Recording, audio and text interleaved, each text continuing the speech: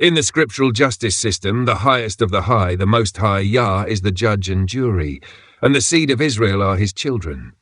These are their stories.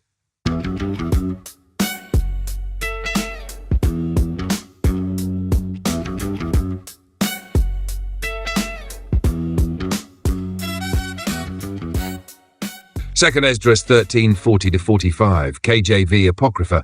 The 10 tribes were carried away prisoners in the days of King Hoshea by Shalmaneser, king of Assyria, taken over the river into another land.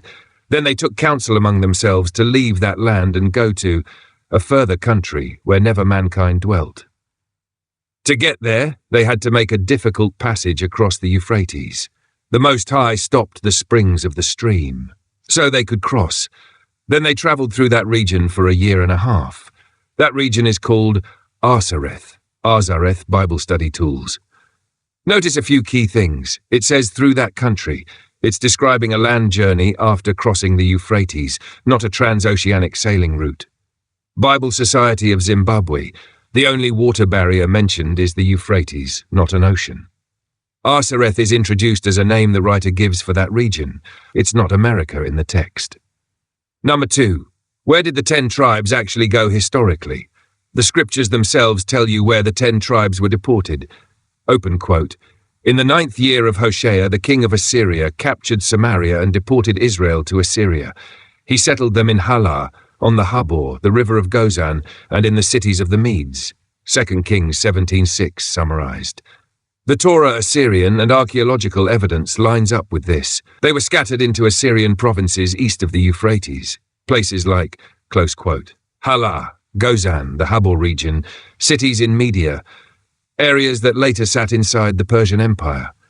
The Torah. So the baseline is, they were already beyond the Euphrates in Assyrian territory, in what later became parts of the Persian Empire.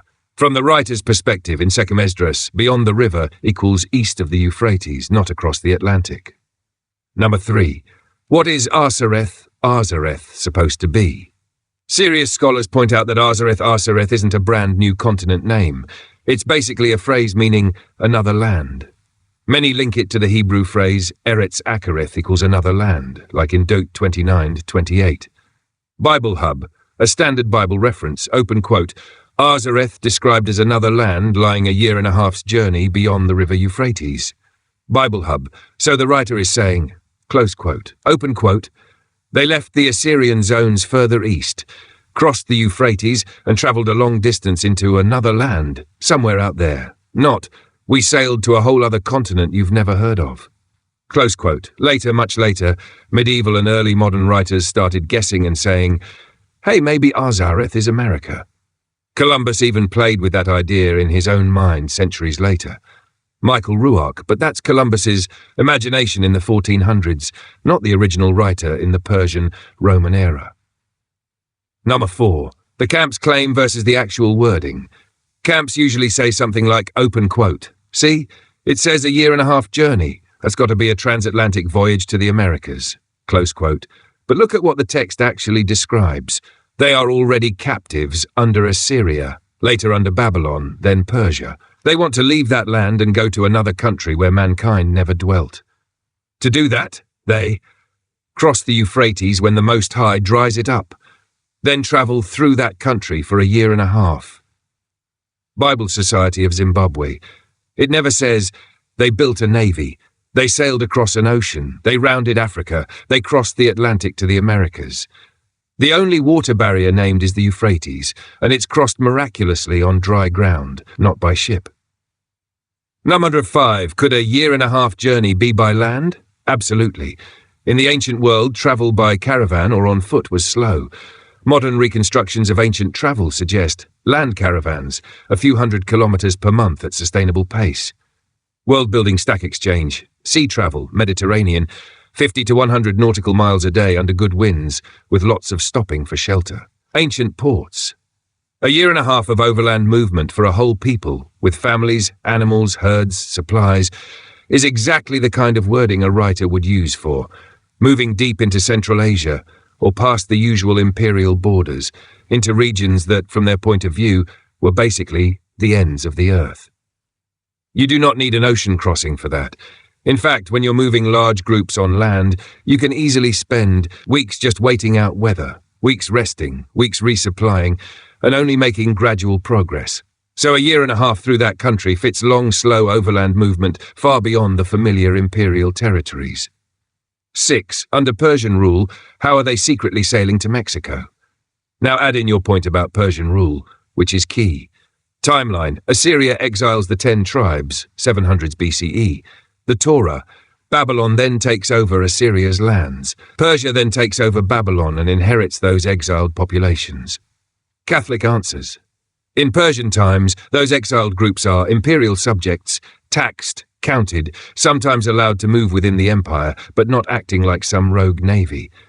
For the camp's story to be true, you'd have to believe a people who were prisoners of Assyria, then under Babylonian rule, then under Persian control, just somehow, 1. Organized a major maritime exodus. 2. Built or seized enough ships. 3. Sailed unnoticed along the coast, around Africa, or through some unknown route. 4. Crossed the Atlantic centuries before any documented Old World crossing. 5. Arrived in the Americas, founded civilizations, left no Hebraic language, no Torah culture, no Sabbaths, no priesthood, no circumcision, no dietary laws, and none of the surrounding empires noticed or wrote about this massive movement. Historically and politically, that's fantasy. The empires policed their populations and borders, especially captive peoples. 7. 2. Esdras itself expects them to still be east of the Euphrates when they return. Look at how the passage continues. Open quote. In the last days, the Most High will again stay the springs of the stream, so they can cross back. Bible Society of Zimbabwe, that means, close quote. The writer expects them to still be on the far side of the Euphrates, coming back the same way, not sailing across an ocean and popping up from Mexico. If this was secretly talking about the Americas, you would expect some mention of seas or islands, some hint at coasts far beyond the nations, some clue that they crossed massive oceans, not just the Euphrates. Instead, the whole framework is Assyria, Media, Persian frontier lands beyond the Euphrates, then further inland into an other land, Arsareth. Number 8. Where did Arsareth equals America even come from? This is important.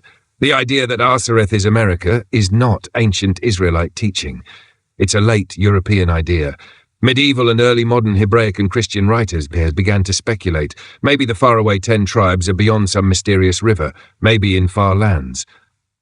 After Columbus reached the Americas, some people started saying, hey, maybe the New World is Arsareth. Michael Ruark. So, linking Arsareth to America comes after Europeans discover the Americas. It's not how the original writer or the early Hebraic communities understood it.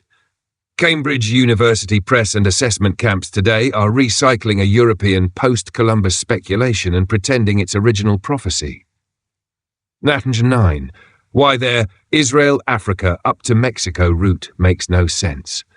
To get the 10 tribes to Mexico from 2 Esdras 13, people have to force this kind of storyline. 1. Israelites exiled by Assyria, correct?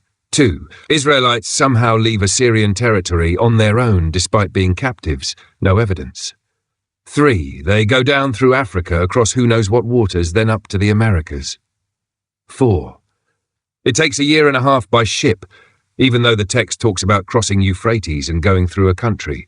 5. They land in the Americas, become Native Americans, change their DNA to Asian markers, and completely drop every visible Hebraic marker. No Shabbat, no circumcision, no Torah, no Hebrew language. You have to violate the wording of the passage, the political reality of empires, the DNA evidence, native equals Asian, the cultural evidence, native equals animist shaman systems, not Torah, and the geography. The text is built around the Euphrates, not an ocean, to make that work. 10. So what is Esdras 13 really giving you? It's a late vision reflecting on the Assyrian exile of the 10 tribes. It remembers that they were taken beyond the Euphrates into another land. There was a tradition that they moved even further away into some distant region, Arsareth, unseen by the writer. OUP academic. The writer believes, in the last days the Most High can bring them back from there, just like he parted waters before.